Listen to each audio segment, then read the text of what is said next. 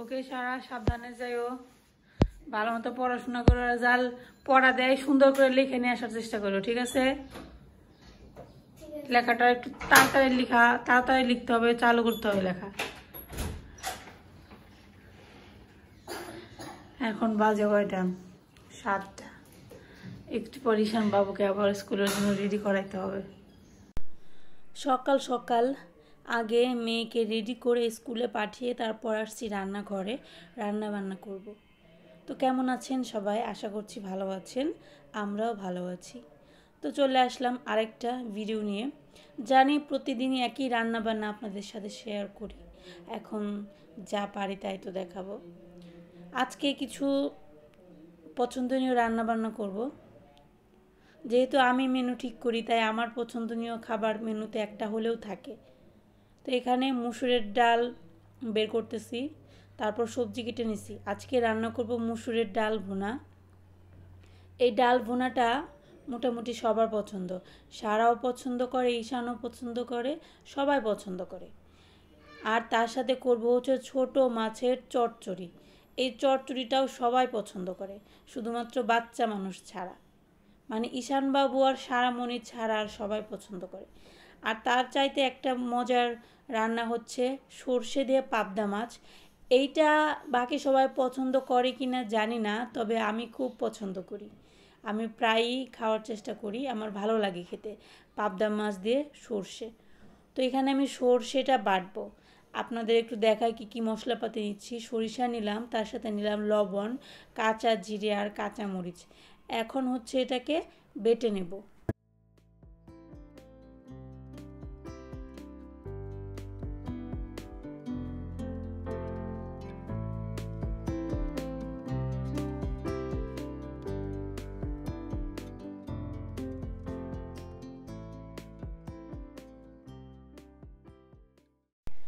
সর্ষে বাটা হয়ে গেছে। এখন চলুন আপনাদেরকে কি কি সবজি কাটাকুটি রেডি করে রেখে দিলাম সেগুলো একটু দেখাই। এখানে পেঁয়াজ, কাঁচামরিচ, রসুন কেটে রাখছি। এখানে মুসুরের ডালটা ধুয়ে রেখে দিলাম। তারপর যেটা করব, আমি ঈশান বাবুকে খাওয়াবো সকালের খানা। আজকে ওনাকে নিয়ে স্কুলে যেতে হবে। আমি আজকে সকালবেলা রান্না করব না, স্কুল থেকে এসে রান্না করব। কারণ এখন যদি রান্না করতে বসি আমার একটু বেশি তাড়াহুড়া হয়ে যায় আর কষ্ট হয়ে যায়।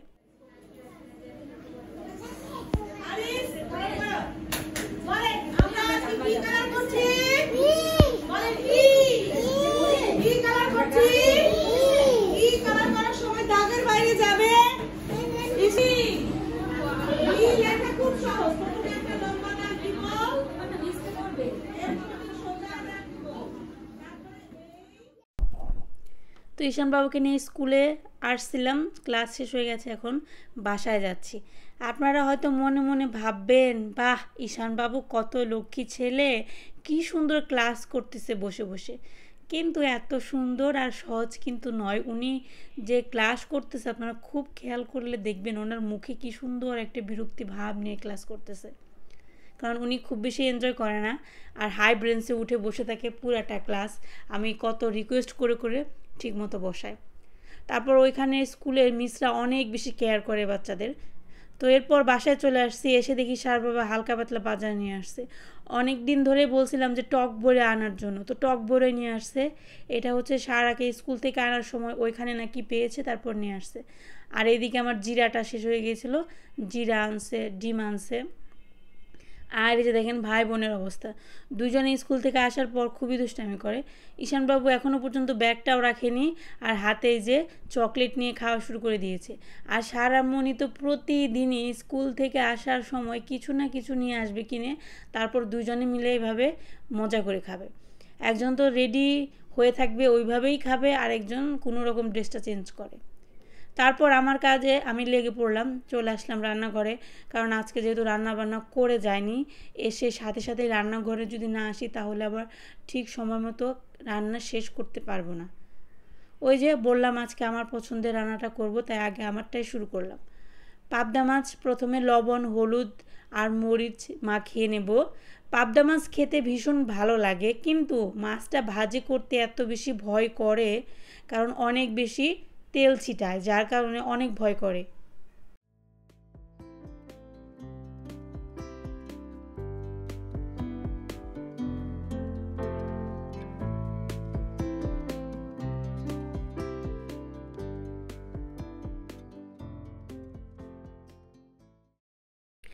আগের মানুষ যে কথায় বলতো যে যে জিনিস তৈরি করা বেশি কষ্ট এবং কঠিন সেই জিনিসের স্বাদ নাকি তত বেশি ভালো।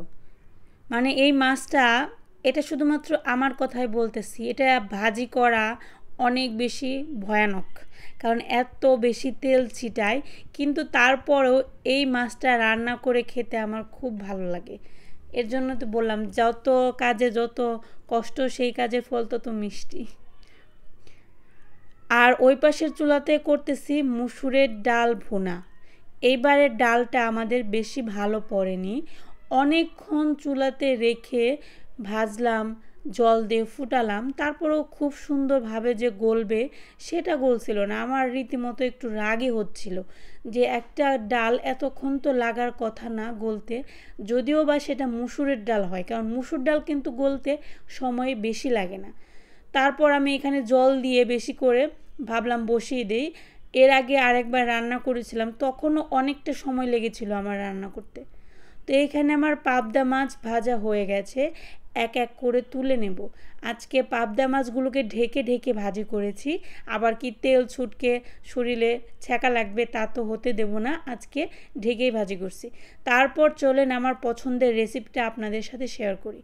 আজকে রাঁধুনি ফোড়ন দিয়েছি, কিন্তু এর মধ্যে কালো জিরা ফোড়ন দিলে ভালো হয়। কালো জিরাটা আমার শেষ হয়ে গেছে, আপনারা অবশ্যই কালো জিরা ফোড়ন দিবেন। তারপর টমেটো কুচি দিয়ে টমেটো কুচিটাকে হালকা গলিয়ে নিয়ে এর মধ্যে মশলা ব্যবহার করেছি, একটু পেঁয়াজ রসুন আদা বাটা। তারপর হচ্ছে হলুদ মরিচ লবণ দিয়ে তারপর সর্ষে বাটা দিলাম। এখন মশলাটাকে সুন্দর করে কষিয়ে নেব। আমি এখানে মশলা কষাচ্ছি আর দুজনের ডান্স দেখে তো আমি অবাকই হয়ে গেলাম, কি সুন্দর নাচানাচি করতেছে দুই ভাই বোন মিলে।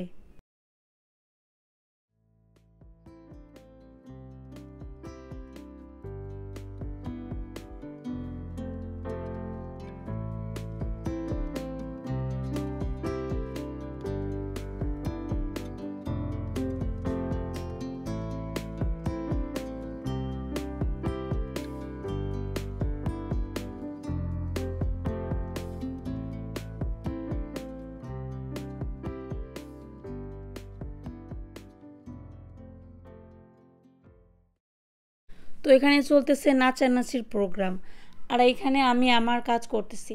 মশলা কষানো হয়ে গেছে, পরিমাণ মতো জল দিয়ে দিলাম। বাচ্চারা খুব বেশি এনজয় করে যখন আমি তাদের সাথে না থাকি, কেন বলেন তো? যা খুশি তাই করতে পারে। যদি আমি এখন ওদের সাথে বসে থাকতাম তাহলে ওদের ইচ্ছা মতো কাজ করতে দিতাম না। টেবিলে উঠে নাচানাচি করবে, সোফার সব কিছু নিচে নামাবে, পড়াশোনার তো কোনো খবরই নাই। এর জন্য খুব এনজয় করে। যদি আমি কাজ না করি, মানে আমি ব্যস্ত না থাকি, তাহলে ওদের একদম পোষায় না। তো এখানে আমার ডাল ভুনা অবশেষে একেবারে ডালটা গলেনি, কিন্তু খাওয়ার উপযুক্ত হয়েছে। তো ধনেপাতা দিয়ে দিলাম, আর এইদিকে হচ্ছে সর্ষের মধ্যে মাছটা দিয়ে দিলাম। এটা হয়ে গেছে, এখন শুধু রসুন বাটা ব্যবহার করব। আর একটা কথা বলবো, সেটা হচ্ছে যখন মশলা দিবেন তখন রসুন বাটার পরিমাণ কম দিবেন, কারণ সবশেষে একটু রসুন বাটা ব্যবহার করবেন, এর জন্য রসুনের পরিমাণ তখন কম দিবেন। বাবা অনেকগুলো কিনে আইছে, অনেকগুলো কিনে কিনছে দোকান বড় খালি হইতে বোকা।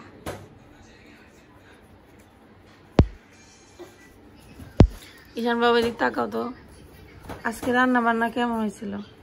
মজা হয়েছে রান্না বান্না। মজা হয়েছে? মাকে তো ধন্যবাদ দিলে না। মা ধন্যবাদ। মা তোমার রান্না করে খাওয়াইলো। মা ধন্যবাদ। ঠিক আছে, থ্যাংক ইউ। বাবা তোমাকে ধন্যবাদ দিল না? তোমার বাবা তোমাকে ধন্যবাদ দিল না? এখন কেমন হইলো বলো?